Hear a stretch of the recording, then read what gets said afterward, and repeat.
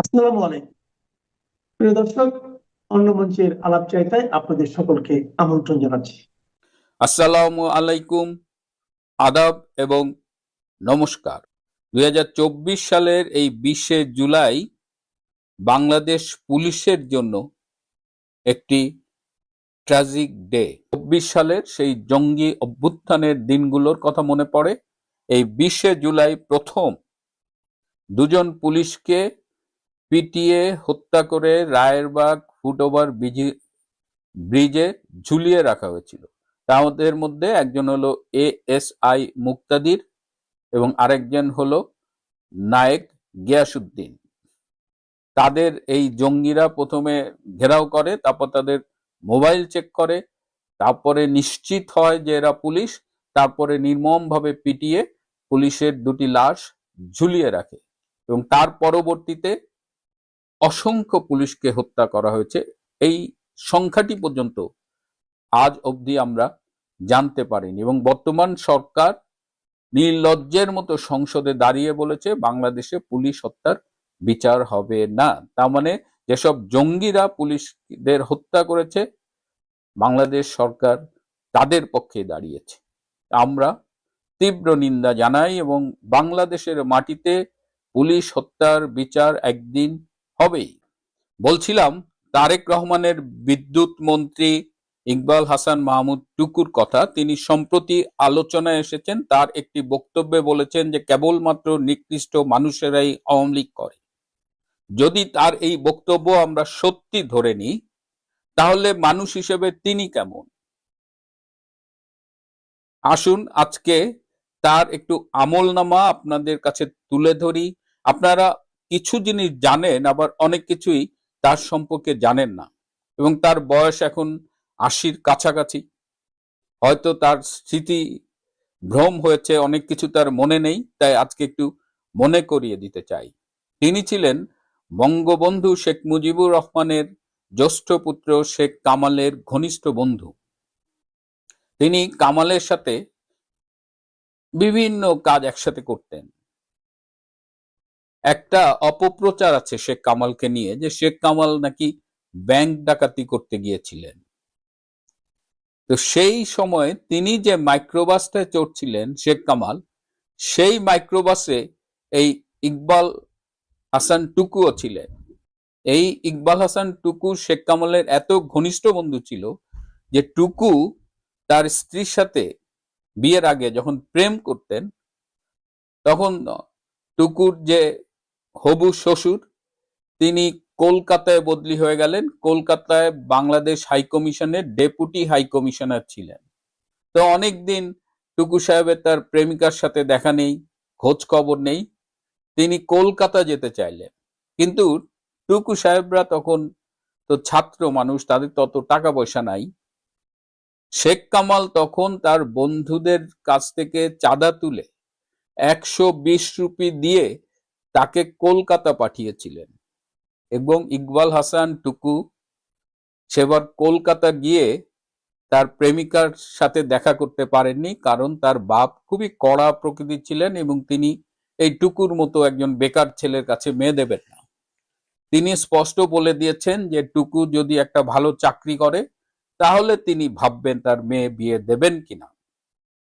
টুকু মন খারাপ করে বাংলাদেশে ফিরল এবং শেখ কামাল তখন এই ইকবাল হাসান টুকুকে একটা চাকরি জোগাড় করে দিয়েছিল এবং পরবর্তীতে টুকু তার প্রেমিকাকে বিয়ে করেছিল। ভাবতে পারেন শেখ কামালের কত ঘনিষ্ঠ ছিল। শেখ কামাল কে ছিলেন? তার বাবা বাংলাদেশের স্থপতি বঙ্গবন্ধু শেখ মুজিবুর রহমান, তো আওয়ামী লীগেরও নেতা ছিলেন। আর একটি ঘটনা যেটা আপনারা সবাই জানেন যে এই টুকুর বিআইকে আওয়ামী লীগের প্রেসিডিয়ামের অন্যতম প্রভাবশালী সদস্য শেখ ফজলুল করিম সেলিম ভাইয়ের ছোট ছেলেকে তার মেয়ের সাথে বিয়ে দিয়েছেন। তো সেলিম ভাই তো আওয়ামী লীগ করে। তো টুকু সাহেব খুবই উৎকৃষ্ট মানুষ, তিনি এই নিকৃষ্ট সেলিম সাহেবের ছেলের সাথে তার মেয়েকে কেন বিয়ে দিলেন? এই নিকৃষ্ট আওয়ামী লীগের যিনি নেতা সেই বঙ্গবন্ধু শেখ মুজিবুর রহমানের ছেলের সাথে কেন বন্ধুত্ব করলেন? কেন তার সাথে মাইক্রোবাসে ঘুরতেন? কেন তার টাকা নিয়ে কলকাতায় গিয়েছিলেন? কেন তাদের সহায়তায় চাকরি নিয়ে বিয়েটা করেছিলেন? আপনি তাহলে কোন প্রকৃতির মানুষ? যারা বিএনপি করেন তাদের মধ্যে ভালো মন্দ নানা রকমের মানুষ আছে, কিন্তু আপনাদের একটু সতর্ক করে দিতে চাই, এই বিএনপিতে টুকুর মতো যারা আছেন, গত 15 বছর 7 মাস যে আওয়ামী লীগ ক্ষমতায় ছিল, সেই 15 বছর 7 মাসে চুটিয়ে ব্যবসা করেছেন ইকবাল হাসান টুকু। তার গায়ে কেউ ফুলের টোকাও দিতে পারেনি। বিআইয়ের ছত্র ছায়ায় সর্বোচ্চ বেনিফিশিয়ারি ছিলেন, অথচ দুদিন হলো মন্ত্রী হয়ে তিনি আওয়ামী লীগ যারা করে তাদের নিকৃষ্ট বলছেন। টুকু সাহেব, আপনি কি জানেন যে বাংলাদেশের মানুষ আপনাকে খুঁজছে এবং কোন রকম প্রোটেকশন ছাড়া, গার্ড ছাড়া যদি আপনাকে পায় তাহলে আপনার পরিণতি কি হবে সেটা আমরা বলতে পারি না। ঢাকা থেকে, বাংলাদেশ থেকে অনেকের ফোন পাই, আজকেও ফোন পেয়েছি, যাদের মাসিক বিদ্যুৎ বিল হতো 3000 টাকার নিচে, তাদের বিদ্যুৎ বিল এখন মাসে 5500 6000 টাকা হয়ে গেছে। কারো দ্বিগুণ, কারো তার চেয়েও বেশি বিদ্যুৎ বিল বেড়েছে। সাধারণ মানুষের গলায় পা দিয়ে সরকার চালাচ্ছেন। আওয়ামী লীগ আমলের সকল রকমের সুবিধা নিয়েছেন, আওয়ামী লীগ নেতাদের সাথে আত্মীয়তা করেছেন, এবং মেয়েকে যখন বিয়ে দিয়েছেন তখন কি বলেছিলেন সেটা তো আমরা ভুলি নাই। তখন বলেছিলেন যে আগের থেকেই আমরা দুই পরিবার ঘনিষ্ঠ, আমাদের সম্পর্ক আরো গাঢ় হলো। তাহলে আওয়ামী লীগ ছাড়া উঠতে পারেন না, বসতে পারেন না, মেয়ের বিয়ে দিতে পারেন না, নিজে বিয়ে করতে পারেন না, আবার সেই দলটা সম্পর্কে নিকৃষ্ট বলার আগে তো আয়নায় নিজের মুখ দেখা উচিত ছিল। এই ধরনের মানুষ যে দলেই থাকুক, সেই দলের বিপদে যেমন চোখ উল্টায় দিবে, পল্টি খাবে, তেমন সেই দলের জন্য একটা বোঝা।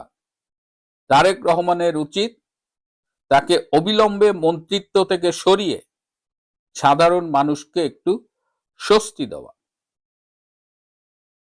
কালকে যেটা বলছিলাম, অপারেশন টাইগার লাইটনিং, আমার বন্ধুরা তো প্রচুর আর্মিতে, এয়ারফোর্সে, নেভিতে ছিল। আমি জীবনে শুনি নাই কোন সামরিক মহড়া প্রতিকূল আবহাওয়ার জন্য বন্ধ হয়। আপনারা জানেন যে আমেরিকা থেকে কয়েকজন সোলজার আসছে বাংলাদেশের সাথে, তারা মিলে এই অপারেশন টাইগার লাইটনিং প্র্যাকটিস করছে সিলেটে, টেকনাফে আর চাঁদপুরে। আজকে সকালে এই বাংলাদেশের যে মিয়ানমার সীমান্ত, সেখানে 1.5 ঘন্টা ব্যাপক বোম্বিং হয়েছে। এই মিয়ানমারের জান্তা সরকার ব্যাপক বোম্বিং করেছে, এবং আজকে আমাদের ঢাকার যিনি মার্কিন রাষ্ট্রদূত ব্রেন্ট টি ক্রিস্টেনসন, তিনিও এই কক্সবাজারে গিয়েছিলেন। ভয়াবহ বোমা বর্ষণের ফলে তারা সেই উখিয়ার থেকে সরে এসেছেন, এবং আজকের জন্য তাদের সামরিক মহড়া স্থগিত করা হয়েছে, আগামীকাল সকালে আবার চালু হবে। এই যে আরাকান আর্মিকে যে পোষা হচ্ছে, এবং এখন আরাকান আর্মি যখন আক্রমণের মুখে পড়েছে, তখন তো তার খেসারত বাংলাদেশকেও দিতে হচ্ছে। তাও ভালো যে মিয়ানমার এখনো বাংলাদেশকে আক্রমণ করেনি, কিন্তু যেভাবে এই আরাকান আর্মিকে তারা প্রশ্রয় দিচ্ছে, এর জন্য কিন্তু সামনে বিপদ আছে। আরাকান আর্মি শেখ হাসিনার সরকারের আমলে কিন্তু এতটা প্রশ্রয় পায় নাই। তখন শুধুমাত্র যদি আরাকান আর্মির কেউ আহত হতো বা অসুস্থ হতো, মানবিক কারণে তাদের চিকিৎসা সেবা দেওয়া হতো, এছাড়া বাংলাদেশে তাদের সরকারি কোনো পৃষ্ঠপোষকতা দেওয়া হতো না। কিন্তু এখন দিন বদলে গেছে, এবং এমনই বদলাইছে যে আমেরিকান আর্মিকে পর্যন্ত ভয়ে পালায় আসতে হয়েছে এই সামরিক মহড়া স্থগিত করার মধ্য দিয়ে। সিন্ধু নদীর অববাহিকায় বাদ দিয়া ভারত গোটা পানি বন্ধ করে দিছে, তারা পারমাণবিক বোমা মারার কথা কেউ কিছু করতে পারতেছে না। পাইকারা শুকাই যেতেছে, তাদের সব কিছুই করতে পারতে, আন্তর্জাতিক আদালতে যে ওই যায় সেই যায়, কিচ্ছু করতে পারতেছে না। এরপরে কি হবে, কি করবেন? এখন আপনি এখানে বাঁধ বানালেন, অমুক বানালেন, এই যে চুক্তিগুলো হবে না। তিস্তা, গঙ্গা, পদ্মা, মেঘনা, যমুনা কোনো চুক্তি হবে না, পানি দিমুই না তোরে বেটা, তুই কি করবি? একটা সময় রাশিয়ার একটা অংশ আছে, রাশিয়ার একটা অঞ্চল, এটা বর্তমানে স্বাধীন হয়েছে, কি জানি নাম দেশটা, ওইখানে একটা হ্রদ নদী ছিল বিশাল, পৃথিবীর সবচেয়ে বেশি পানি সেটা ছিল। রাশিয়া করছে কি, সেইখান থেকে সেই নদীতে যাতে পানি না ঢুকতে পারে, বাকি নদীগুলোরে কাইটা রাশিয়ার ভিতরে ঢুকে ফেলাইছে, তুলা চাষ করছে, ওই জায়গা ডেজার্ট হয়ে গেছে। নদী তো আছে, পানি যায় না, এদিকে কি করবি? এখন ভারতের উপর থেকে বা চায়না থেকে ভারতীয় পানি বাংলাদেশে এখন নদী হয়েছে এইরকম। এখন ভারত করলে কি ঠিক আছে ভাই, আমি আপনার এখানে বান দিব না, কিচ্ছু করুন না, এইখানে একটা নালা কাটটা পানিটা ওই দিকে লয়ে যাবো, আপনি কি করবেন? করার আছে আপনার? আবার যখন ভারতের পানির দরকার হবে তখন দিব সাইরা। মানে আপনাদের বাবা, যেখানে আপনাদের বাবারা পারমাণবিক বোমা নিয়ে বৈশা থেকেও হুমকি দিয়েও মারে না, পাকিস্তানের কথা কইতেছি, সেখানে আপনারা যাবেন। অবশ্য আপনাদের কিছু পাম্পাস পরা এই সামরিক সোলজার আছে যারা ওই এক জীবনে পকেট মারতো, এরা পরে সেনাবাহিনীর মেজর জেনারেল হইয়া এখন হুমকি দেয়, ভারত খেয়ে ফেলবো, ভেঙে ফেলবো, 12 টুকরো করে দিব, আধা ঘন্টায় চলে যাব। এবার টয়লেটে যাইতে এখনো 6 জন লইয়া যাওয়ার লাগে, 6 জন নিয়ে যাওয়া লাগে এটা টয়লেটে, এরা 4 জনে মিলে খাটিয়া কান্দে লইয়া ঘুরান লাগে, হে যায় ভারত দখল করতে। আপনারা করতে পারেন। দেখেন এখন এই যে এইবার বন্যা হলো না, শুধু চিটাং শহরে বন্যায় ডুবে গেল। এই যে বর্ষা আসতেছে, ভারত বাঁধ সব খুলে দিল, বা এমন পানি হলো যখন বাঁধে একটা ক্র্যাক দেখা দিল বলে কইলো যে এটা কেন ভাঙিয়া গেছে, নিজেরাই ভাঙি দিল, সব পানি ছেড়ে দিব আপনাকে ওদিকে, কি করবেন আপনারা? করবেনটা কি? আছে আছে কিছু করার আছে, তো তখন পারমাণবিক বোমা ধরে ঠেকাবো, তখন পাকিস্তানের পারমাণবিক বোমা না বাঁধের উপরে বসায় রাখবো, ঠিক হয়ে যাবো। হ্যাঁ, পাকিস্তান নিজের বোমা নিজেই মারতে পারে না, আর আপনারা মারবেন। সুতরাং এই যে চুক্তি, এই যে ভারতে গেল না, সৌদি আরবে গেছে, ওই দুইটা কারণে। এক, যেহেতু IMF টাকা দিতেছে না, চায়না টাকা দিবে কইয়া, চায়না কইতেছে আগে করিডোরের ঘোষণা আমরা দিয়ে দিছি, এইখানে কাম দে তাইলে পয়সা দুমু। আমেরিকা কইছে হারামজাদা তুই কি করতেছ, আমি দেখতেছি এখন পয়সা দুমু না, IMF টাকা দেয় না, তা আমেরিকার ঠেলায় কয় যে সৌদি আরবের হাত পায়ে ধরে যদি কিছু টাকা নেওয়া যায় দেই। দুর্ভাগ্য হইলে কি জানেন, সৌদি আরবে নাকি রাষ্ট্রীয় সফরে যাইতেছে, যেখানে বাদশার ছেলে যে সালমান, সে শেখ হাসিনার বাদশার বাবা মনে হয় শেখ হাসিনার ক্লাসমেট বা কিছু হবে। বাদশাহ আবার জয়ের বাদশার ছেলে প্রিন্স, ও জয়ের ক্লাসমেট। আবার এরা টেনশনে আছে যে কখন ইরানের কোন বোমা কোন সাইড দিয়ে পড়তেছে, সেই সময় উনারে রাষ্ট্রীয় সফরে ওনার কথা কওয়ার টাইম আছে? কথা বলবে হয়তো 5 মিনিট বা 10 মিনিট কথা কয়ে যে দেখো এত পকর পকর করার দরকার না, এখন পয়সা দিতে পারতাম না, তুমি যাও হজ করো, ওইখান থেকে বিশেষ ছবি তুলা ফেসবুকে আপলোড করে দাও যে ভাইয়া হজ করতেছে, ভাইয়া দেশ ও জাতির জন্য দোয়া মাঙ্গিতেছে, ভারতের পানি যাতে এমনি চলে আসে দোয়া মাংতেছে, একটা কিছু হবে। এগুলা করতেছে, এগুলো হচ্ছে যে আই ওয়াশ নাটক। ভারতে যাইয়েন না আপনি ভাই, ভালো কিছু ভারতে যাওয়ার দরকার কি ভাই? ভারতের চাল ডাল আডা লবণ ময়দা তেল কিছু তো নিমুনা, ভারত থেকে আসা কোনো পানিও নিমুনা। আপনি কি করবেন যে ভারতের নদী দিয়া যে পানি আপনার এখানে আসে? একটা কথা আপনারা, আমি মাসুদ ভাই বলি, আমার দর্শকদের উদ্দেশ্য বলি, আমরা কি জানি ভাই, পৃথিবীর সবচেয়ে বড় ওপেন টয়লেটটা কোথায় ভাই? ফরিদ ভাই আপনিই বলেন। ভারতে, ভারত সবচেয়ে বড় ওপেন টয়লেট। এই টয়লেটের পানি আমাদের দেশে আমরা নিব না? না, এই টয়লেট গুলা করে কিন্তু ওই নদী নালা খাল বিলে, তো এই পানি আয় হায় হায়, হিন্দু হাগামুতার পানি তোরা খাইয়া বড় হবি, কেন নিবেন ভাই? আপনার তো অজু করলে অজু থাকবে না, অজু থাকবো না, নামাজও। বাংলাদেশের উচিত নদী নালা খালবিল সব বান মেরে না, পানি মেরা বন্ধ করে দাও। এই যে বাঁধের ব্যবসা যা আছে, যেমন যে ওনার এক বন্ধু আছে না শাহ আলম, কোন অঞ্চলের জানি চেয়ারম্যান ছিলেন, শাহ আলম ওনার বড় বন্ধু, এ হারামজাদা এখন নাকি 3000 কোটি টাকার টোটাল টেন্ডার বাগাইছে, হে ছাড়া আর কেউ টেন্ডার পায় না, এমন এমন চিজ বাইর করে। এখন বাইর করতেছে কি জানেন, ইউনিভার্সাল কার্ড। মানে লন্ডনে একটা অ্যাপ আছে ইউনিভার্সাল ক্রেডিট, মানে গভর্নমেন্ট বিভিন্ন মানে পোলা পাইনের বেনিফিট, বউয়ের বেনিফিট, অমুক ইউনিভার্সাল কইরা বেনিফিট দেয়, মানে যারা কাজ কাম করে তাদের দেয়। উনি বাইর করছে ওটা ইউনিভার্সাল কার্ড। ফ্রান্সে আছে একটা চিকিৎসার কার্ড, ওটা ভিটাল কার্ড, উনি দিতে পারে তার এক বাবা কার্ড, ওইটা দেখাইবেন চিকিৎসা হয়ে যাবে। এগুলা কইরা কোনো ফয়দা নাই। চুক্তি যদি না হয়, আর 2 মাস পরে বাংলাদেশের পরিস্থিতি কি হয় দেখেন। অলরেডি এই পর্যন্ত আজকে পর্যন্ত যেসব 7.5 লাখ গার্মেন্টস শ্রমিকের বেতন চলে গেছে। আর সবচেয়ে মজার বিষয় একটা বলি ফরিদ ভাই, গতকালকে যেহেতু আপনারা সবাই জানেন যে আমার ওয়াইফ হসপিটালে ছিল, আমি ফোন দিয়ে আপনারও বললাম, জি হ্যাঁ বলেছেন, জি হসপিটালে থাকার কারণে সারাদিন পোলা পাইনা আমার সাথে না, হসপিটালের পাশে একটা প্রাইমার্ক আছে, বিশাল প্রাইমার্ক। হুম। প্রাইমার্কে আগে ঢুকলে কাপড় সব মেড ইন বাংলাদেশ পাওয়া যেত ভাই। হুম গতকালকে সর্বপ্রথম যাইয়া দেখলাম প্রাইমার্কে প্রচুর পরিমাণ কাপড় আসছে মেড ইন চায়না, যেটা বাবা। আমি গত 15 বছরে দেখি নাই। সারা ইউরোপ ইংল্যান্ডের কোথাও দেখি নাই কোনো প্রাইমার্কে চাইনিজ কাপড় আছে, সব Bangladesh, made in Bangla, made in Bangla, made in Bangladesh. গতকালকে যাইয়া দিই যে ভাই jacket China, T shirt China, China. Shirt China. আমি এটা কিনছি, শার্ট এটা কিনছি আমি, দাম তো একই। তাইলে আমাদের গার্মেন্টস কই যাইতেছে ভাইয়ারা? সস্তা হইতে পারে। এবং এই যে আজকে প্রাইমার্ক হচ্ছে যে ইউরোপের গরিব যাদের বলি, মানে আমরা গরিব ইউরোপে, আমরা তো পয়সা কাম করে যা পাই, এই গরিবের সবচেয়ে বেশি লেটেস্ট মডেল করার জন্য প্রাইমার্ক হচ্ছে যে সবচেয়ে সেরা, মানে আমরা কিনি। ওই যেমন আজকে পেপারে দেখলাম যে কি কয় আপনার এটা জাবেদের বাসা করে 300 কোট পাইছে, 100 সালোয়ার কামিজ পাইছে। তো এটা পরে আমার বউ কইতেছে, কইছে কি গো তোমারও তো কোট, অনেক কোট আছে যেগুলো পরো না, মানে 100-150 উপরে আমারও কোট আছে বাসায়, পরি না। ওই ইমিগ্রেশনে কাজ করার জন্য আমরা কালা কোট কিনতাম, 5 পাউন্ড 7 পাউন্ডে কিনতাম। আচ্ছা ভালো লাগে না, ধর এটা ভালো, আরেকটা লইয়া লই। কোনোদিন ভুলে গেছি ওই দোকান থেকে কিনা লইয়া ফিরে ঢুকে গেছি। ইন্টারেস্টিং। আমার কাছে আছে 150 সালোয়ার কামিজ, আমার বউয়ের কাছে আছে। এবং ওই আমার কইতেছে তোমার টি শার্ট যদি কনে গেঞ্জি আর শার্ট, তাহলে তো মনে হয় বাংলাদেশ ফেল, কারণ এমন এমন গেঞ্জি আছে 20 বছর আগে গেছে, আমি কোনোদিন পরিও নাই, দাগ পড়ে গেছে এখানে বাজে থাকতে থাকতে। এগুলো হচ্ছে খবর বাংলাদেশে। কি যে হবে দেখতে থাকেন। তারেক ভাইয়া সৌদি গেছে হজ করতে, দেন ওখান থেকে ইসলাম জিন্দা হতা হয় হার কারবালাকে বাদ, আল্লাহ আল্লাহ করেন ভাইয়া ওখানে থাকা অবস্থায় যাতে ইরান কোনো বোমা বা ড্রোন ওখানে মাইরা না দেয়, তাহলে কিন্তু বরবাদ।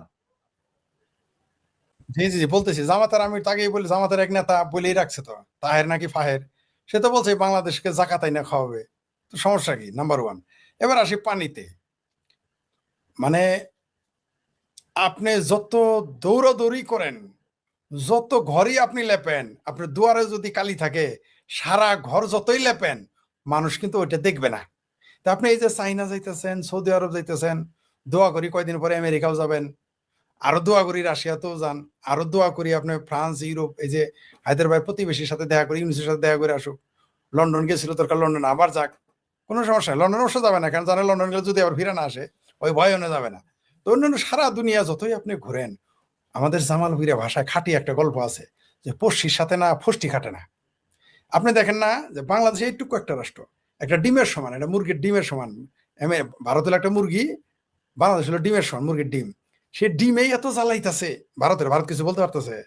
এইখানকার হাঁপানি রুগী, এইখানকার যক্ষার রুগী, রিক্সাওয়ালা, লিল্লাঘর মৌলবী, হাড়ুভাঙ্গা মেজর, সব মিলে ভারত দখল করে। ভারত কিছু বলতে পারতেছে? কেন পারতেছে না জানেন? পড়শির সাথে ফষ্টি কাটে না। এটা যদি অন্য কোনো দেশ হতো তাহলে কি করতো? সোজা করে ফেলাইতো। তো পড়শির সাথে ফষ্টি যদি বড় প্রতিবেশী যদি ছোট প্রতিবেশীর ফষ্টির সাথে না পারে, তাহলে ছোট প্রতিবেশী বড় প্রতিবেশীর সাথে পারবে।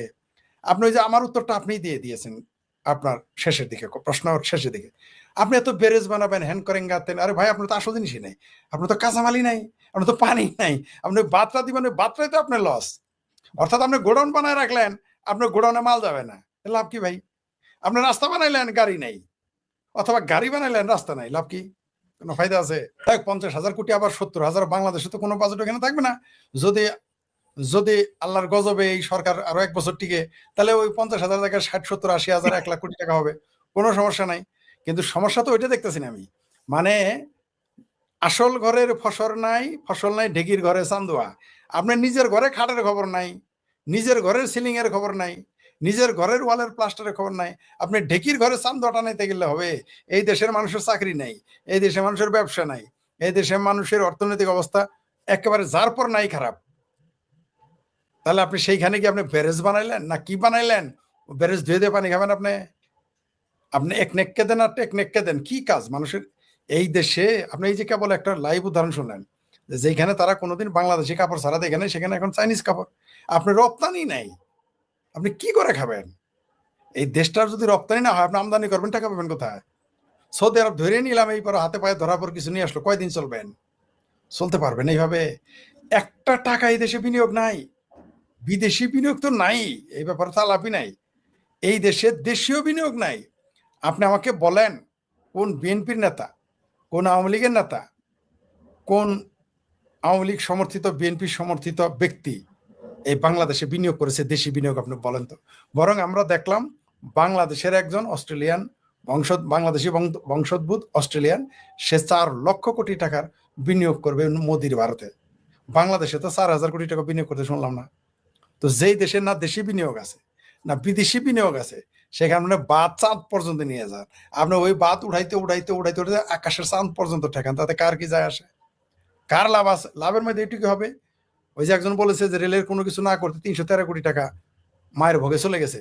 আর ভাই এখনো যে বাংলাদেশের রেল লাইন আছে, এটাই তো আমার কপাল।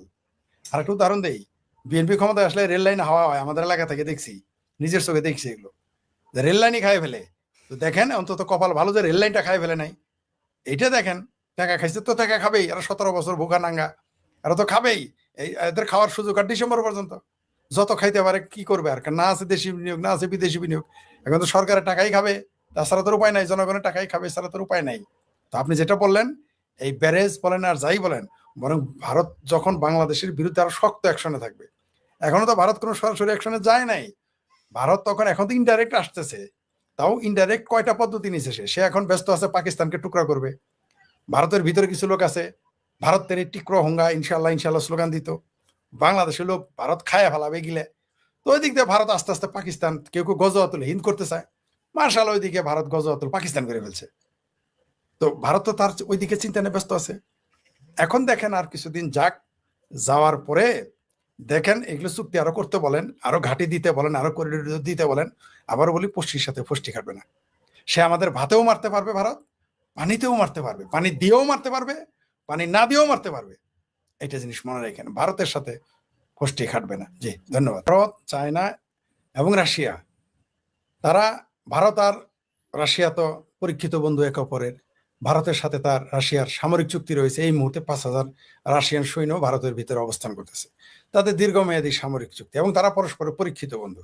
ভারতের যে কোনো বিপদে রাশিয়া দাঁড়িয়েছে, যে কোনো বিপদে। আবার চায়না এখন ভয় পাচ্ছে যে যদি কোনো কারণে, যেটা আমাদের দর্শকেরাই আমাদের কথাগুলো বলে ফেলেছেন, ওগুলো আমাদেরও কথা, আমরা তো মহাপণ্ডিত এখানে, দর্শকেরাও বুঝে, আমাদের এখানে অনেক বিজ্ঞ দর্শক থাকেন, তাদের সাথে আমরা একমত। এখানে তাদের ভারত, রাশিয়া, চায়না তাদের নিজের স্বার্থে ঐক্যবদ্ধ হতে যাচ্ছে। তাদের ভিতরে যে বিরোধ নাই তা বলছি না, ভারত, রাশিয়া, চায়নার ভিতরেও বিচ্ছিন্ন কিছু বিরোধ রয়েছে। আমি আগেই তো বলেছি, ভারতের গোয়েন্দা সংস্থা, রাশিয়ার গোয়েন্দা সংস্থা রিপোর্টে চায়নাকে 1 নম্বর শত্রু দেখানো হয়েছে। তারপরেও আঞ্চলিক স্বার্থের কল্যাণে, যেমন মনে করেন যে জামালপুর, ময়মনসিংহ এক হয়ে যায় নিজেদের স্বার্থে, আপনি রাজশাহীতে যদি পেটান বা ঢাকাতে গিয়ে যদি পেটান, তাহলে তো টাঙ্গাইল, ময়মনসিংহ, জামালপুর এক হয়ে যাবে। বিষয়টা এরকম, জামালপুরের সাথে টাঙ্গাইলের বিরোধ আছে, টাঙ্গাইলের সাথে জামালপুর বিরোধ আছে, আবার টাঙ্গাইল আর জামালপুরের সাথে ময়মনসিংহেরও বিরোধ আছে। কিন্তু যখন আপনি আমাদের ময়মনসিংহ বলে পিটাবেন, তখন তো আমরা সবাই হয়ে যাবো, আমরা তখন ঢাকা দখল করবো, আমরা সব ফালালা ডিনার, জামালপুর, টাঙ্গাইল, নেত্রকোনা থেকে আমরা কমলাপুর স্টেশন দখল করবো। এমনি গোবরঘাট লোকের তো অভ্যাসই আছে, তারা মাঝে মাঝে এসে কমলাপুর স্টেশন দখল করে ফেলে। আমরা তো তখন আমরা আসবো, আমাদের যখন আমরা গুতাবেন, আমাদের মধ্যেও বিরোধ আছে, কিন্তু জাতীয় স্বার্থে ঐক্যবদ্ধ হয়ে যাবে। তো তারাও এরকম মানে আঞ্চলিক স্বার্থে এক হয়ে যাবে। ওরকম ভারত, চায়না, রাশিয়া ঐক্যবদ্ধ হবে আমেরিকা ঠেকানো, এটা স্বাভাবিক। আর এটা ঐক্যবদ্ধ হয়ে গেলে এই দেশের, এই উপমহাদেশের অনেক সমস্যার সমাধান হয়ে যাবে, এটা কিন্তু সত্যবার। এই 3 দেশ যদি তারা ভেতরে ভেতরে কোনো ঐক্য করে, এই দেশের অনেক সমস্যার সমাধান হয়ে যাবে।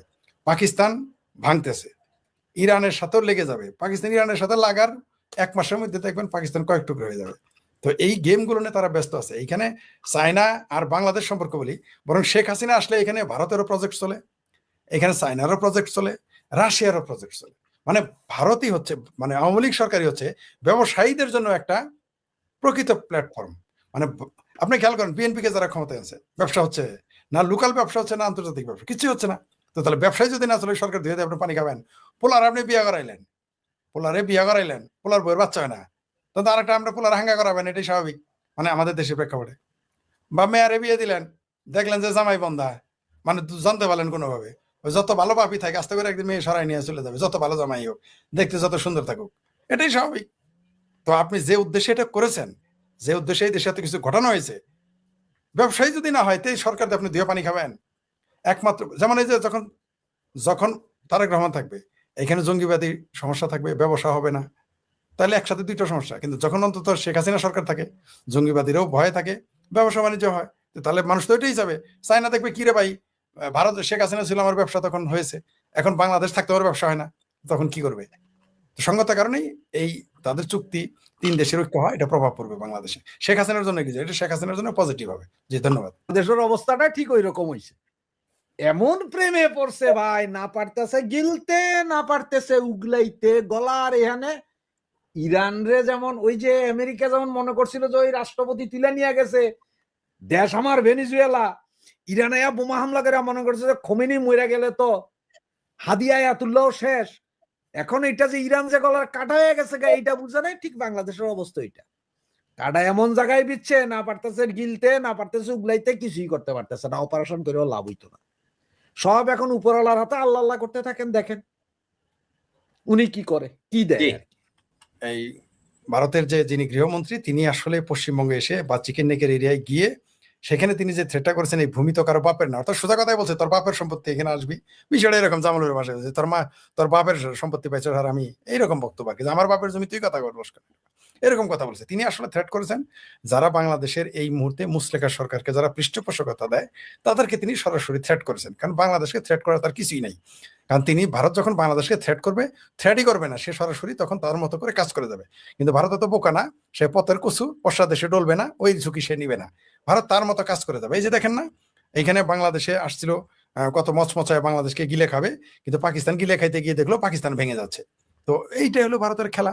ভারতের রাজনীতি বড় ওই যে হাডুডু খেলার মতো, যে আপনি একদিকে দেখাবেন, আরেকদিকে গিয়ে ধরবেন, ম্যাজিশিয়ানের মতো, একটা দেখাবে আরেকটা শোনাবে, একটা চাবেন আরেকটা বানাই দিবে, কিন্তু আপনি যা চাবেন তা কিন্তু দিবে না।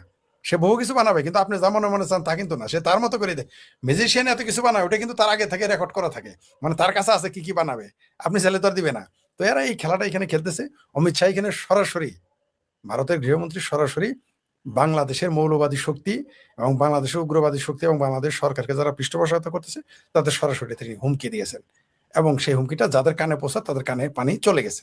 ভাই, চাউল ডাল কেনার টাকা নাই বা ব্যবসা বাণিজ্য নেই, এটা আপনারা যা বলেছেন এটা সত্য 1000%। কারণ অনেক রিক্সা ড্রাইভার, অনেক ট্যাক্সি ড্রাইভার বলতেছে যে আগে আমরা যেখানে 1000 টাকা কামাইতাম, সেইখানে আমরা 500 টাকা খরচ বরচ দিয়ে 500 টাকা ঘরে নিতে পারতাম, সেইখানে এখন আমরা 500 টাকায় কামাইতে পারতেছি না। তা আমরা খরচ দিব কোথা থেকে, চালাবো কোথায়?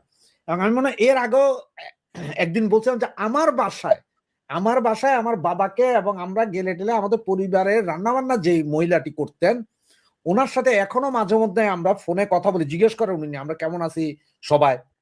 উনার এখনো কাজ নাই, আজকে 2 বছর, মানে 2 বছর আগে সর্বশেষ আমার বাসা থেকে বের হয়ে আসার পর থেকে ওনাদেরও এখন কাজ দেয়। তুমি বলতে যাবে আমি কি কাজ করব, আমার 2টা মেয়ে গার্মেন্টস লাগে, তারাও ঘরে বসে গেছে। মানুষের অবস্থাটা এরকম। সুতরাং পৃথিবীর কোন দেশ ব্যবসা বাণিজ্য যাই করবে করুক, সরকার কি স্বৈরাচার না সরকার ঐরাচার সেটা দেখে না, দেখে যে এই সরকার কতদিন স্টেবল করবে, কতদিন থাকতে পারবে। আপনি যখন দেখেন, আপনি যদি দেখেন যে একটা ব্যাংকে আপনি 10 টাকা রাখবেন, আপনি যদি দেখেন যে এই ব্যাংক কালকেই মনে হয় শালা ফুটে যাবে, আপনি টাকা রাখবেন না। আর আপনি দেখেন যে এই ব্যাংকে কোনো লাভই হয় না, কিন্তু শালা এই মনে হয় আরো 100 বছর বাইচা যাবে, তারে কিন্তু 10 টাকা রাখবেন এখানে। রাইট। সুতরাং ব্যবসা বাণিজ্যটা হয় স্টেবল গভর্নমেন্টের উপরে। যেই ইনভেস্ট করবে সে চিন্তা করে আমার এই লাভ সহ সুদ তুলে আনতে পারবো কিনা। কেউ চায় না যে আমি $2 বিলিয়ন ডাইলা দিলাম আর কালকে আরেক সরকার আইলো আর একদম ওই যে এখন চায়না যেমন বাইজা গেছে পাইকাদের লগে, ওইদিকে নাই বেলুস, এদিকে নাই পিওকে, সব শেষ হয়ে কয় যে হায় হায়। ওই যে একটা আমরা বিহারিদেরকে একটা কথা বলতো, বিহারি মানে যারা শিয়া, তাদের বলতাম যে আকে ফাঁসে জানা সকে হাই হোসেন হাই হোসেন। মানে কাহিনী কি জানো, ওই যে আইসা পয়সা ডাইলা যদি ফাইসা জায়গা, তখন তো আর হাই হোসেন করে কোনো লাভ নাই। ওরা যেমন যে হোসেনের মারতে যাইয়া ওখানে কইছে যে আকে ফাঁসে জান আছে কে হাই হোসেন, ওই রকমই অবস্থা। এই জন্যই এই অবস্থা। তবে যদি এই যে মুসলেকা সরকার বলেন আর আপনার ভাবির সরকার বলেন, এই সরকার আরো বেশি দিন থাকলে আল্লাহর রহমতে আর যা হবে হোক, আমরা 50-50-তে পৌঁছাই যাব। এক সময় 50-50 বলতে ইরান ছিল শাহর আমলে ইরানে ছিল 50% টুপিওয়ালা আর 50% যেটাকে বাংলা ভাষায় পতিতা বলেন। ইরান পতিতা ভিত্তিতে সেরা ছিল। আমরা ব্যাংককের মতো হয়ে যেতে পারি, আর বছর খানিকের ভিতরে, এছাড়া কোনো উপায় নেই। আর আপনাদের যারা আব্বা, কালকে একটা রিপোর্টে বললাম এইডস রোগী পৃথিবীতে যা আক্রান্ত তার মধ্যে 40% পাকিস্তানে, মানে হ্যাঁ। পাকিস্তানে এইডস এর রোগী, সারা পৃথিবীর 40% এইডস এর রোগী পাকিস্তানে। হ্যাঁ হ্যাঁ সুতরাং বলেন। সেটা থেকে আমরাও আর বেশি দূরে যাইতে পারবো না বলে মনে হয় আর কি, যদি আর অল্প কয়েকদিন চলতে থাকে। ধন্যবাদ মাসুদ ভাই। আপনার পার্সেন্টেজ নিয়ে আমার দ্বিমত আছে, কিন্তু আপনার কথাটা একেবারে মিথ্যা নয়। পার্সেন্টেজটা হয়তো আমার হিসেবে 20 বা 25 হতে পারে বা 15 হতে পারে, কিন্তু আপনি যেটা বলেছেন একেবারে মিথ্যা কথা না। এই দেশের অনেক আওয়ামী লীগের লোক আছে যারা আওয়ামী লীগের 4 মূলনীতির সাথে একমত নয়। এটা অপ্রিয় হলেও সত্য কথা, আমরা সেটা দেখেছি। আমরা দেখেছি চার মূলনীতি জানেই না, জি জি জানেই না। চার মূলনীতি জানেই না, জি, জি। এরকম আছে জি, জি। অন্তত 80% আওয়ামী লীগই চার মূলনীতি জানেই না। আমি বেশি, উনি তো 40% বলছে, আমার কাছে 80%ই মনে হয়। জি ফরিদ না, ভাই। ওটা জানে না তার পার্সেন্ট 80%, কিন্তু আসলেই জানে, এটা সত্য। আমি অনেককে জিজ্ঞেস, এমনকি শিক্ষিতদের জিজ্ঞাসা করেছি, তারা স্যার মূলনীতি জানে না। আমি নিজেই অনেকের জিজ্ঞাসা, এটা দুর্ভাগ্য আমাদের। সেই জন্যই বাংলাদেশের রাজনীতিতে প্রগতিশীলতা, যেটা ছাত্রলীগের স্লোগান আছে শিক্ষা শান্তি প্রগতি, সেইখানে প্রগতি আর শান্তি চলে গেছে এই কারণেই, কারণ তারা এই শিক্ষাটা ভুলে গেছে। তবে আশা করি পরিবর্তন হবে, কারণ তারা তো এই 2024-এর 5ই আগস্টে দেখেছে তাদের কারা এই দেশ থেকে তাদের উচ্ছেদ করেছে, তারা তো দেখেছে। আশা করি তারা সতর্ক হবে, না হলে তারা আবারও সে আগের মতোই হবে। তো আপনার সাথে প্রিয় দর্শক, আপনার মূল যে দাবি সেটার সাথে একমত, পার্সেন্টেজ নিয়ে কিছু ব্যতিক্রম আছে আমার। জি ধন্যবাদ। 71-এর সময়কালীন মামলার দিলেন, সেই মানুষ আজকে আমাদের সংসদে ফাঁসির দণ্ডপ্রাপ্ত আসামি। সংসদে, ঠিক আছে। তবে তবে তবে তবে এখানে একটা তবে আছে। আমি এই যে দেখলাম না, দণ্ডপ্রাপ্ত মানবতা বিরোধী অপরাধে দণ্ডপ্রাপ্ত আসামি তো আবুল কালাম আজাদ সাহেব সম্ভবত, তাই না? তো তিনি না মৃত্যুদণ্ডের জন্য দণ্ডপ্রাপ্ত হয়ে এখনই চাচ্ছেন। এবং আমি চাই যে উনারটাকে কি করে টুইস্টটা, কারণ যদি মৃত্যুদণ্ডপ্রাপ্ত মানবিক অপরাধে হওয়ার পরে এখন তাকে যদি আপনি মওকুফ করেন, তাহলে কিন্তু আরো অনেক অনেক মানুষ আছে যাদের কথাতে আপনি হয়তো বা একটু ঐক্যমত হয়ে যান। তো ইন্টারেস্টিং। জামাত এনসিপি পক্ষ থেকে বিএনপির উদ্দেশ্যে জুলাই সনদ বাস্তবায়ন না হলে তারা আরো একটি গণ অভ্যুত্থান সৃষ্টি করা হবে। কখনো কখনো বলা হচ্ছে এই সরকারকে ফেলে দিতে সময় লাগবে না, এটি মাত্র কয়েকদিনের বিষয়। এই যে দাবিগুলো তারা করছে, এর কোনো ভিত্তি আছে কিনা? আপনাকে অনেক ধন্যবাদ। প্রথম কথা হচ্ছে যে এই দাবিগুলো কে করছে, এটা খুব গুরুত্বপূর্ণ। দাবিগুলো করছে মোটা দাগে, এবং আমাদের সামনে যেটা হচ্ছে যে এনসিপি এবং বাংলাদেশ জামাতে ইসলাম, এই দাবিগুলো মূলত তাদের কাছ থেকে। এবং আমি যদি আরো পার্টিকুলারলি দেখি, আমার কাছে মনে হচ্ছে এনসিপি অনেক বেশি ফ্রন্ট ফুটে, মানে এই ধরনের দাবি করার ক্ষেত্রে। এখানে যেটা বিষয় গুরুত্বপূর্ণ, খুব এই জায়গাটা থেকে দেখেন, আমাদের দেশের রাজনীতিতে প্রত্যেকেরই কিন্তু কিছু না কিছু অবদান আছে, মানে বড় দলগুলোর কথা বলছি, ঠিক আছে। যেমন মনে করেন বাংলাদেশ আওয়ামী লীগ, বাংলাদেশের রাজনীতিতে, মানে যেহেতু বাংলাদেশ 71-এ বাংলাদেশ হয়েছে, হ্যাঁ, যেটার একটা benefit of doubt Awami League পায়, যদিও আমি মনে করি না যে এটা শুধু আওয়ামী লীগের নিজস্ব কিছু, কারণ দেশ তো আমাদের সবার, মুক্তিযুদ্ধ সবার। কিন্তু আর যে দলগুলো আপনি দেখছেন তার রাজনৈতিক সাফল্য কি? জামাত ইসলামের তো এখন পর্যন্ত কোনো রাজনৈতিক সাফল্য কিন্তু নাই। জামাত ইসলাম যেটা করে, জুলাই গণ অভ্যুত্থানের রাজনৈতিক সাফল্যটাকে করেছে তার নিজের নেয়ার যে তাগিদটা আপনি দেখেন। কারণ এই যে এত বছর বয়স বাংলাদেশের, সেখানে কিন্তু বাংলাদেশ জামাত ইসলামের কোনো প্রকার কোনো ধরনের জাতীয় স্বার্থ, রাষ্ট্রীয় স্বার্থ, সে ধরনের কোনো কিছু নাই। কারণ আপনি দেখবেন জুলাই অভ্যুত্থানে তারা কি বলে, আমরা পিছন থেকে বা আমরা পরিচয় গোপন করে আমরা সামনে এসেছি ইত্যাদি। কিন্তু এনসিপির ব্যাপারটা তো তা না। এটা তো সত্য যে তাদের যে শিক্ষার্থীরা ছিলেন তারা তো সামনেই ছিলেন। এটা ভিন্ন প্রসঙ্গ, তারা তখন কি বলেছেন আর এখন কি বলেন, কিন্তু তারা সামনেই ছিলেন। তো তার কাছে আপনার এই জুলাই ছাড়া কিছু নাই, যে কারণে সে যেটা করে, সে জুলাইকে অস্ত্র হিসেবে বা ঢাল হিসেবে ব্যবহার করে, এবং এমন মাত্রায় ব্যবহার করে যে ব্যবহারে সে ভুলে যাচ্ছে যে এই জুলাই সে এককভাবে করে নাই, এখানে যে আরো অনেকগুলো পক্ষ। এবং দেখবেন এটা কিন্তু সে রাজনৈতিকভাবে সে অনুভব করেছে বলে আমি মনে করি না, এটা মনেও করেছে কিন্তু আসলে আমার যেটা মনে হয় যে বর্তমান রাজনৈতিক দল, বর্তমান যে সরকার আছে, সে কিন্তু অনুভব করেছে। অনুভব করার প্রেক্ষিতে সে এখানে এক ধরনের কি বলবো, একটা সুবিধাজনক অবস্থানই কিন্তু সে আছে। কারণ আপনি দেখবেন বিএনপির মধ্যে আপনার একই সাথে ওই যে কি জানি বলে মানে মুক্তিযোদ্ধাও আছে, আবার হুম, একই হুম, সাথে চেতনা ধারণকারীরাও আছে। তার কিন্তু একটা বেনিফিট অফ ডাউট আছে, খেয়াল করে দেখেন। আবার তার ওই যে আওয়ামী লীগ এবং বাংলাদেশ বিএনপির ভালোবাসা এবং প্রণয়, বাংলাদেশ জামাত ইসলাম খুব ভালোবাসে এই দুই দল। হ্যাঁ, বাংলাদেশ আওয়ামী লীগ এবং হচ্ছে বাংলাদেশ জাতীয়তাবাদী বিএনপি, তাদের ভালোবাসায় হৃষ্টপুষ্ট জামাত ইসলাম, সেখান থেকেও দুই চারটা যে তাদের দলে, দুই চারটা না, আমার তো মনে হয় হাফ অফ দেম, সেটা আওয়ামী লীগের মধ্যেও ছিল, বুঝতে পেরেছেন, এখন বিএনপির মধ্যেও আছে। কারণ এই দলটার প্রক্রিয়াটাই হচ্ছে এরকম, সে সবসময় ক্ষমতার সাথে থাকে, ক্ষমতার নিচে ওই যে ছত্রাকের মতো, বুঝতে পেরেছেন, তার একটা হুম। ব্যাকটেরিয়া লাগে, একটা একটা এই আগাছা লাগে এবং সেটার মতো করে সে বড় হয়। তো সেই জায়গাটা থেকে এই গ্রুপটাতে সেরকম লোক আছে। তো এই জন্য আমি মনে করি যে সে একটা বেনিফিট আছে। কিন্তু এই যে নাহিদ ইসলাম যেই বা এনসিপি, তারা যে বারবার এই কথা বলছে আরেকটি গণঅভ্যুত্থান হবে, হতো হয়তো বা গণঅভ্যুত্থান হবে, আরেকটি গণঅভ্যুত্থান হবে না আমি সেটা মনে করি না, কিন্তু কবে হবে সেটা আমি জানি না। কিন্তু গণঅভ্যুত্থানের প্রতি মানুষের যে আস্থা ছিল, মানুষের যে গণঅভ্যুত্থানের প্রতি যে ইটা ছিল, মানে শ্রদ্ধা ছিল, হ্যাঁ, মানুষ শিক্ষার্থীদের ডাকে আসতে হয়, সেই শ্রদ্ধাটা ছিল। সেই শ্রদ্ধাটা কি ওই জায়গায় আছে? উত্তর কিন্তু না। সেই শ্রদ্ধাটা কিন্তু চূর্ণ বিচূর্ণ হয়ে গেছে। কাজে এটা কিন্তু রাষ্ট্র হিসেবে আমাদের অনেক বড় ক্ষতি হয়েছে।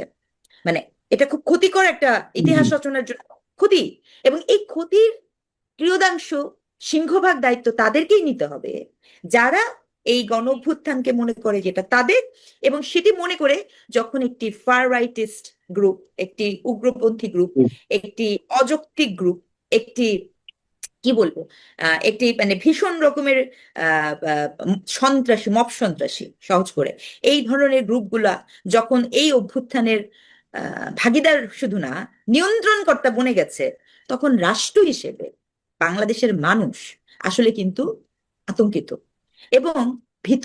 ভবিষ্যতে তারা কবে কখন এই ট্রমা থেকে উঠতে পারবে আমি কিন্তু সেটা জানি না। এটা কিন্তু ট্রমাটিক একটা এক্সপিরিয়েন্স হচ্ছে। শুধু জুলাইয়ের ওই হত্যা, জুলাইয়ের হত্যা ট্রমাটিক হওয়ার কথা ছিল, যে আমি জুলাইয়ের হত্যাকারীদের যে হত্যা হয়েছে তাতে একটা ট্রমা আমার মধ্যে থাকার কথা, এবং সেই ট্রমা আছে। কিন্তু জুলাইয়ের পরবর্তী সময়ের ট্রমা, ওই ট্রমাকে যে ছাপিয়ে যাচ্ছে, এটা তারা বুঝতে ব্যর্থ হচ্ছে। ওটা কিন্তু মানে ভীষণ রকমের।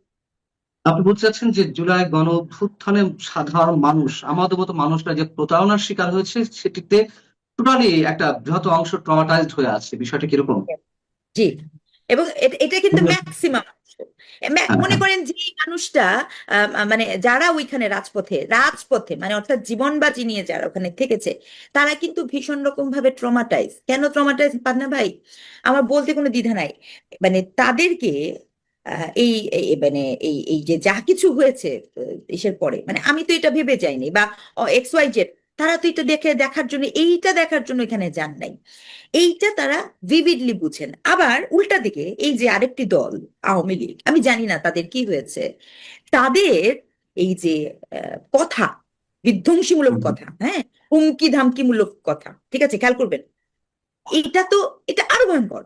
মানে অর্থাৎ আমি যখন বুঝতে পারছি যে এরকম তো হওয়ার কথা ছিল না, আমি যে আমার এই বেদনাটা নিয়ে যে আরেকজনের সাথে শেয়ার করব, অথবা আমি যে ভাববো, সেটা কোনো সুযোগ নেই। কারণ এই তরফ থেকে সে বলতেছে তোকে আমি দেখে নিব আসার পরে, তুই লাল বদর ছিলি, তোর হিসাব রাখা হয়েছে। আপনি ব্যাপারটা বোঝার চেষ্টা করেন, হ্যাঁ। তাহলে এই যে মানুষ যারা বুঝতেও পারতেছে, আমি যেটা বলতেছি, even though understand they were no one. এবং দুঃখজনক যে আমি এটা আসলে বুঝি না পান্না ভাই, এটা আমাকে বলতেই হবে। এনসিপি জামাতের রাজনীতি আমি বুঝি যে তারা মানে এনসিপি তো নতুন দেখে আমি তাকে কিছুই বলি না, সে শিখতেছে। জামাতের রাজনীতি তো আমি বুঝি যে সে একটা হুমকির মধ্যে থাকবে বা আপনাকে দেখে নিবো বা এই ধরনের কিছু। আওয়ামী লীগের রাজনীতিও তো এরকম হয়ে গেলে পরে কিভাবে হবে? আওয়ামী লীগ যদি জামাতের ভাষায় কথা বলে, আওয়ামী লীগ যদি জামাতের ভাষায় কথা বলে, আওয়ামী লীগ যদি বলে যে আমরা লিস্টিং করতেছি, আমরা যদি দেখে নিব, এটা কি মানে আওয়ামী লীগ কি এত কাঁচা রাজনীতি করে? এই রাষ্ট্রের জনগণকে, রাষ্ট্রের জনগণ রাষ্ট্রের মালিক, জনগণই কিন্তু অভ্যুত্থান করিয়েছে, এবং জনগণ আওয়ামী লীগের ভাষায় সেটা মিসগাইডেড হোক, ষড়যন্ত্র হোক, করেছে কিন্তু জনগণ।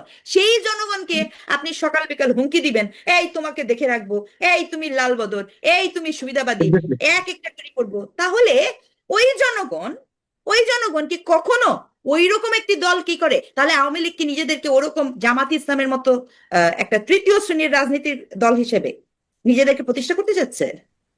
এই যে গঠনমূলক কাজ তারা করতে পারছে না, এই বোধটার মধ্যেই কিন্তু তারা নাই।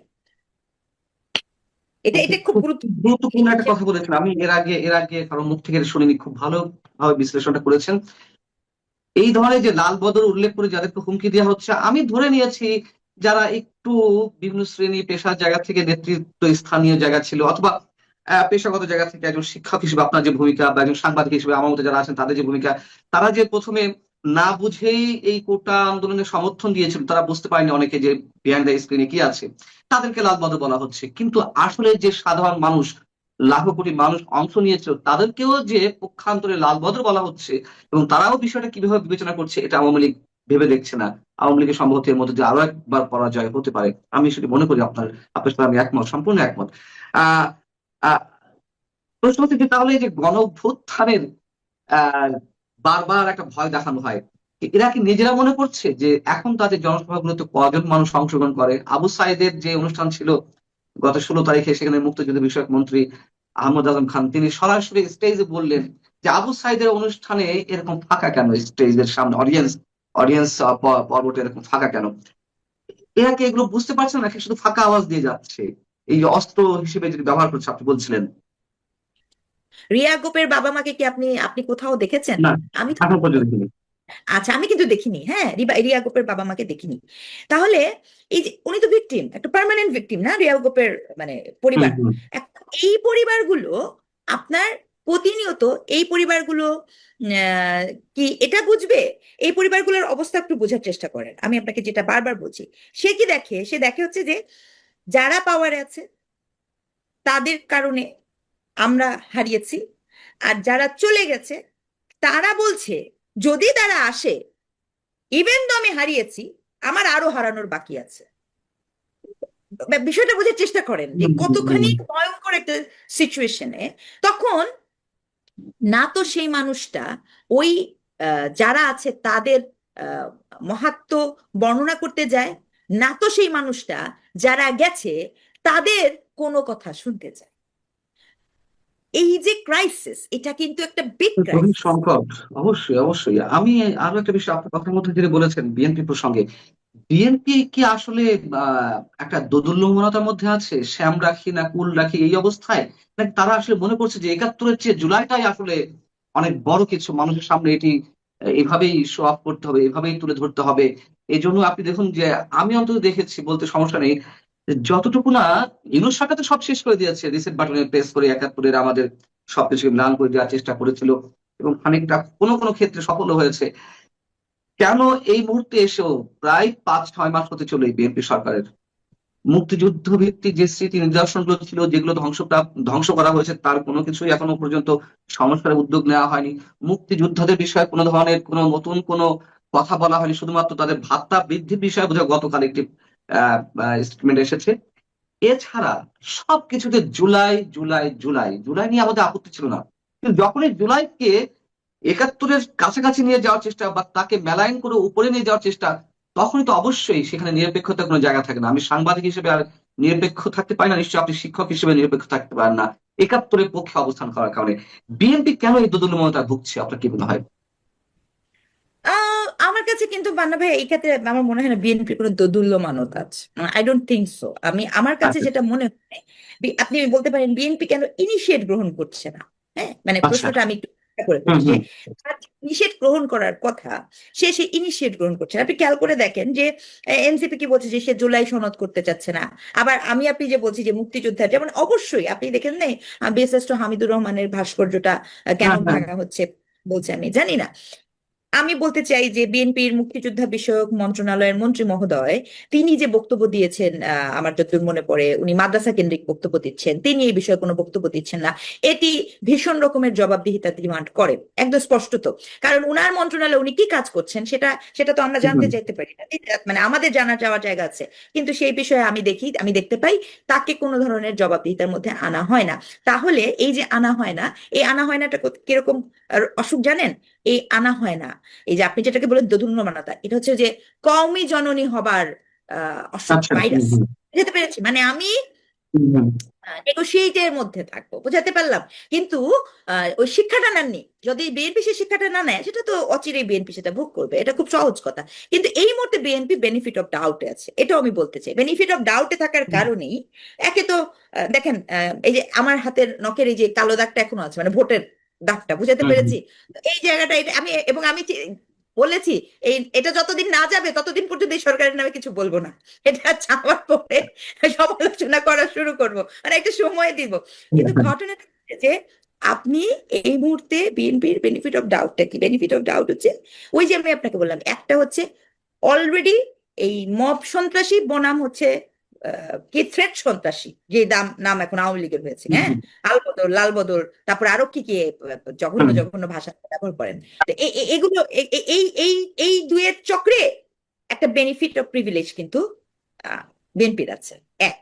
দুই, বিএনপি মনে করছে যে মানুষ কই যাবে, মানুষ কই যাবে। আপনি যে বলছেন কে কে আমার বিরোধিতা করবে, এখন যত যাই বলেন, ওই যে খেলা তো ভাই ব্রাজিল আর্জেন্টিনা, তাই না? তো অন্যরা হয়তো বা এরকম হতে পারে যে ব্রাজিল নাই তাই আমি আজকে এখন স্পেনের সাপোর্টার, অথবা আর আর্জেন্টিনা, এরকম হতে পারে। কিন্তু আলটিমেটলি খেলা কিন্তু ব্রাজিল আর্জেন্টিনার। এবং সে কারণেই বিএনপি জানে যে আমার আসলে প্রতিদ্বন্দ্বীকে, আওয়ামী লীগও জানতো আমার আসলে প্রতিদ্বন্দ্বীতে কে, কিন্তু যেটা তারা উভয় পক্ষ জানেন না, যেটা আওয়ামী লীগ ভীষণভাবে মিস করেছে, সেটা হচ্ছে প্রতিদ্বন্দ্বীকে কিন্তু প্রতিদ্বন্দ্বীদের রেসপেক্টটা দিতে হয়। ওই হঠাৎ করে যদি একটা ওই যে কি বলবো, মানে বোধ বুদ্ধিহীন মাঝখান দিকে যদি দুই চারটা এরকম তাফালিং মার্কা থাকে এবং তাদেরকে যদি আমি পালি, তাহলে এবং তাদেরকে যদি আমি শত্রু বানাই, তাতে আমার নিজের স্ট্যাটাসটাই কিন্তু ডাউন হয়। কথায় আছে না যে আপনার 10টা মূর্খ বন্ধুর থেকে একটা শিক্ষিত শত্রু কিন্তু অনেক ভালো।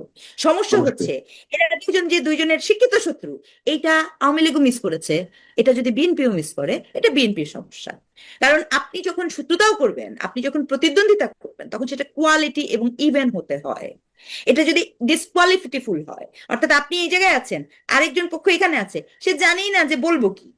আপনি এখন সমস্যা দেখেন, দেখেন এই যে এনসিপি, আমি বললাম অজনে স্বপনে খালি একই কথা বলতে থাকে, ফ্যাসিস্ট ফ্যাসিস্ট ফ্যাসিস্টের দোষর। এই যে এনাদের যে একটা অবস্থা, ভাই এটা থেকে বেরোতে হবে তো। আপনি তো নতুন কোন এক্সাম্পল সেট করছেন, আপনার ক্রিটিক্যাল পয়েন্ট কি?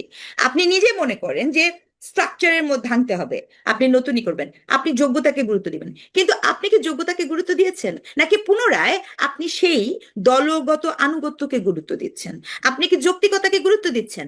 আপনার সাথে আমি আলাপ করব, যৌক্তিক আলাপ করব, আপনি যখন যুক্তিতে আমার সাথে পারবেন না, তখন আপনি আমাকে ট্যাগ দিচ্ছেন ফ্যাসিস্টের দোষর। আমি আরেকটা বিষয় একটু আপনাদের দৃষ্টি আকর্ষণ করছি, খুব ছোট করে একটু মন্তব্য চাইছি। নতুন করে শাপলা চত্বর হত্যাকাণ্ড নিয়ে বেশ উদ্যোগী ভূমিকা বর্তমান সরকারের। নতুন করে চার্জশিট দেওয়া হবে, অভিযোগপত্র দাখিল করা হবে আইসিডিতে, সেটা নেওয়া হচ্ছে আইসিডিতে, ইন্টারন্যাশনাল ক্রিমিনাল ট্রাইব্যুনালে।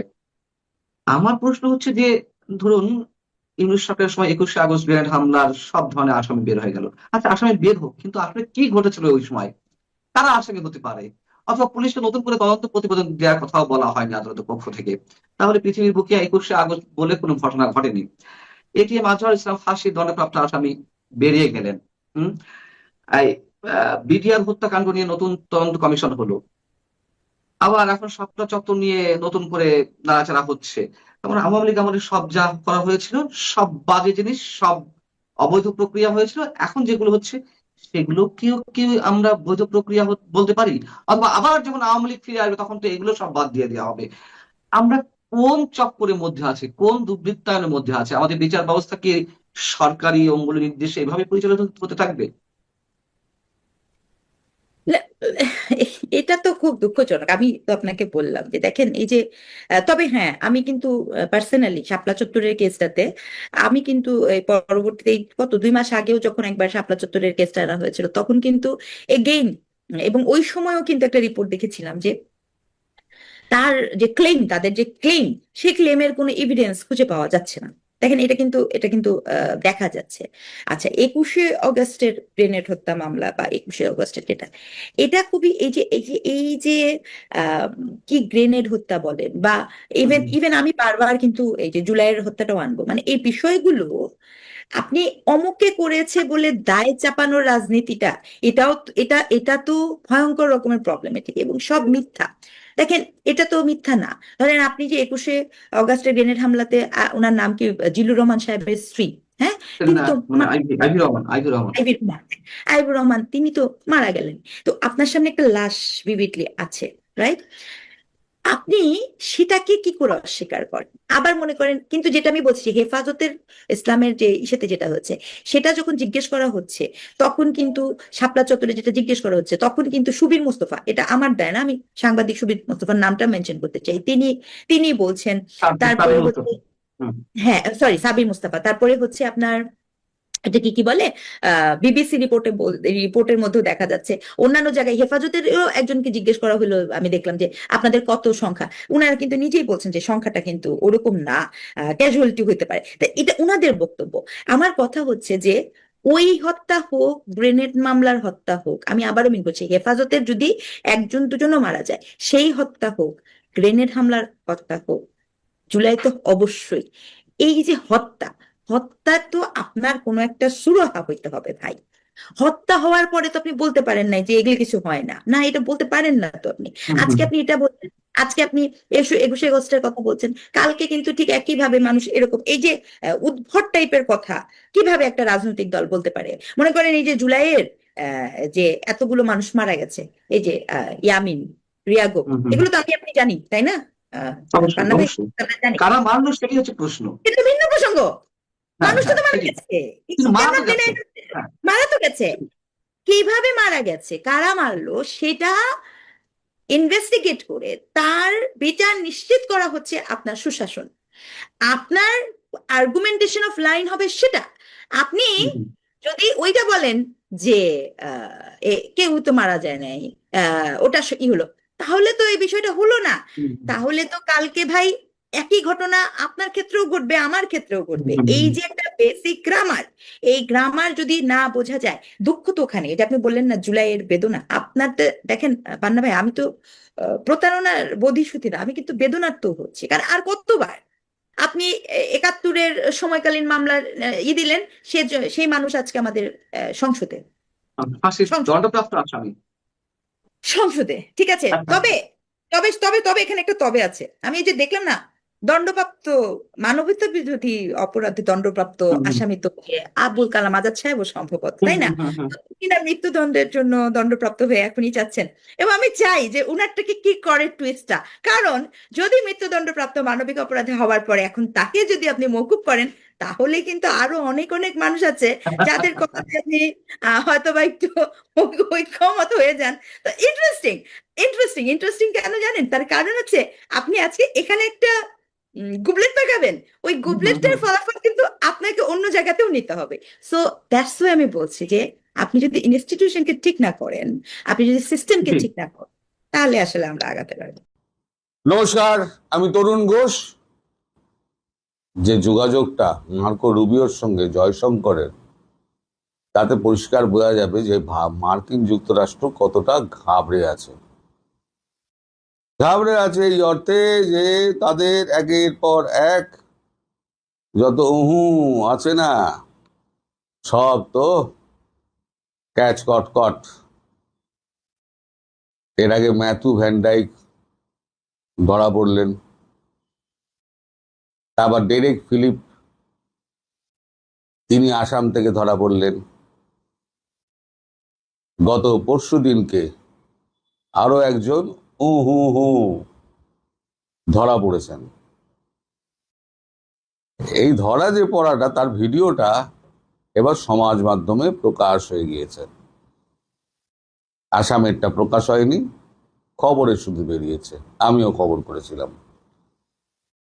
তখন এই দল যত রয়েছে না, তারা এখন ভারত থেকে তাড়া খাচ্ছে, এনআইএ খুঁজে খুঁজে গর্ত থেকে বার করছে।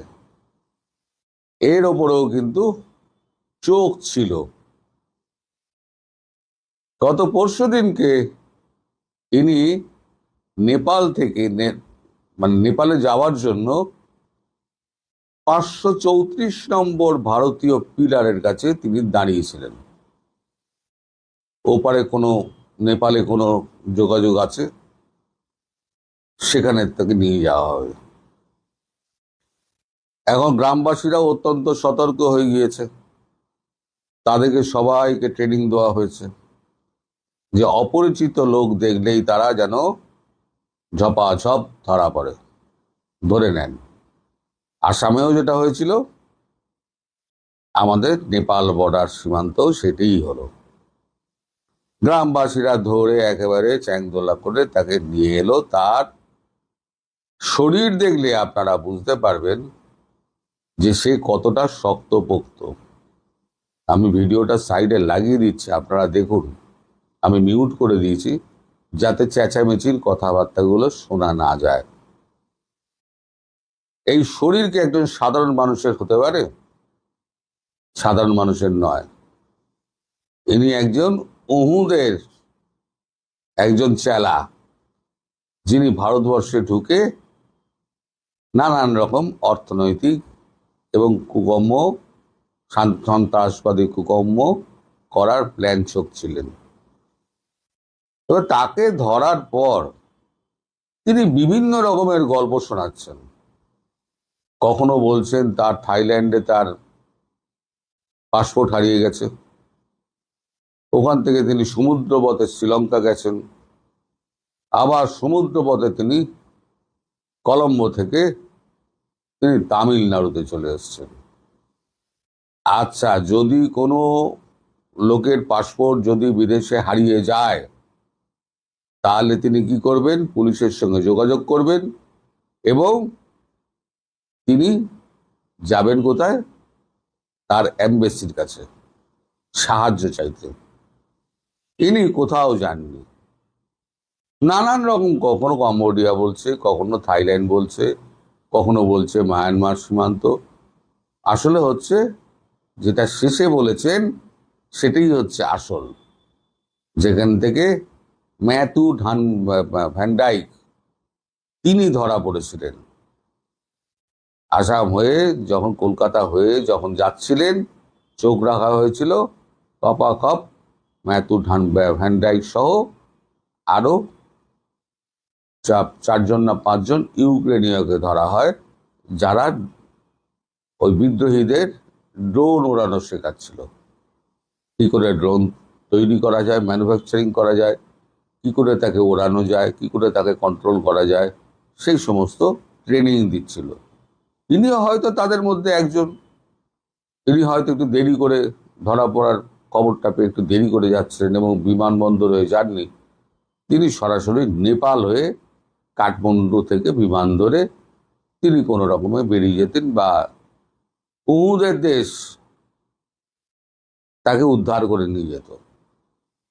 কিন্তু ভারতবর্ষের পুলিশের এখন ন্যাশনাল ইনভেস্টিগেশন এজেন্সি তার হাতে জমা হয়ে গেছে।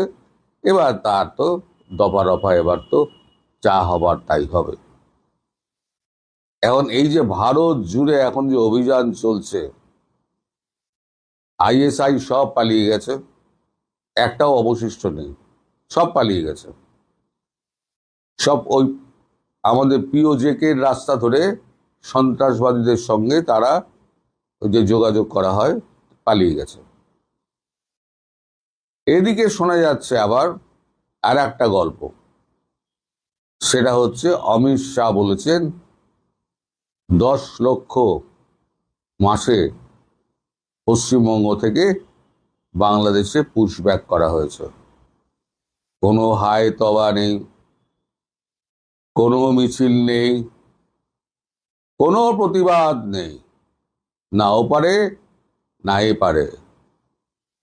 বর্ডার সিকিউরিটি ফোর্স পরিষ্কার বলে দিয়েছে, নিলে নাও, না নিলে কিন্তু এর ফল কিন্তু অত্যন্ত খারাপ হবে। সুতরাং চুপচাপ 10 লক্ষ পেরিয়ে গেছে। তাছাড়া বেহিসেবি চোরাপথে যারা যারা ফেরত যাওয়া তারা ফেরত গেছে, তার হিসেব আমাদের কাছে নেই। এরা মাসে যদি এখান থেকে 10 লক্ষ আর আসাম থেকে 10 লক্ষ 20 লক্ষ করে মাসে যদি পাঠানো যায়, তাহলে পরে যেটা হবে, সরি দর্শক, তাহলে পরে যেটা হবে, একটা সময় 1-2 মাস বাদে দেখা যাবে যে 3-4 কোটি যে আমরা বলেছিলাম তার মোটামুটি কাছাকাছি আমরা পৌঁছে যাব। চারিদিকে ধরপাকড় হচ্ছে, কারণ এখন এই যে সমস্ত মাথারা ছিল